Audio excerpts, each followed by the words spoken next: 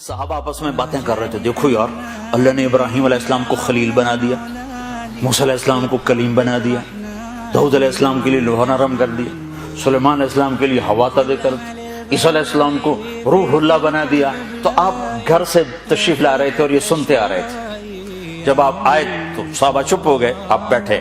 سمعت مقالتکم وعجبکم، میں تمہاری بات بھی سن رہا تھا، تمہاری حیرت بھی دیکھ رہا تھا، جو تم نے کہا ہے ایسے ہی ہے، ابراہیم اللہ کے خلیل ہیں اور موسیٰ اللہ کے کلیم ہیں، اور داؤد کے لیے لوہا نرم ہے، سلیمان کے لیے ہوا تابع ہے، اور عیسیٰ علیہ السلام کے لیے مردے زندہ ہیں۔ وَأَمَّا صَاحِبُكُمْ هَذَا، اب اپنے ساتھی کی بھی سنو، اب میری بھی سنو۔ اما انا فحبیب اللہ، میں ہوں اللہ کا حبیب، ولا فخرا۔ حبیب کسے کہیں؟ جس کی محبت کی انتہا نہ ہو اس کو حبیب کہتے ہیں۔ خلیل کسے کہیں؟ خلیل جس کی محبت مضبوط ہو اسے کہتے ہیں خلیل۔ خلیل کسے کہتے ہیں؟ جو ملاقات بھی چاہتا ہو اور کچھ ہدیہ بھی چاہتا ہو۔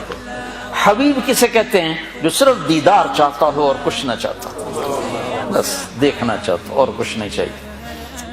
تو آپ نے کہا میں تمہارا نبی، میں اللہ کا حبیب ہوں، ولا فخرا، فخر سے نہیں کہہ رہا، حقیقت بتا رہا ہوں۔ لواء الحمد بیدی یوم القیامہ، پھر قیامت کا دن دیکھنا اللہ کا جھنڈا میرے ہاتھ میں ہوگا۔ کل الناس تحت لوائی، دیکھو گے ساری مخلوق میرے جھنڈے کے نیچے ہوگی۔ ان آدم وجمیع ولد آدم وجمیع الانبیاء من ولد آدم تحت لوائی، اور تم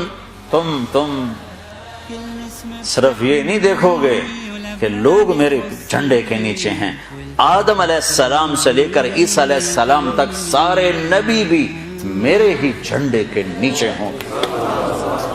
انا قائدہم اذا وفدوا، سب سے آگے میں چلوں گا اور میرے پیچھے پیچھے کائنات چلے گی۔ ہاں سب لوگوں کا ڈرائیور ہوتا ہے نا جو آگے آگے، سب لوگ پیچھے بیٹھتے۔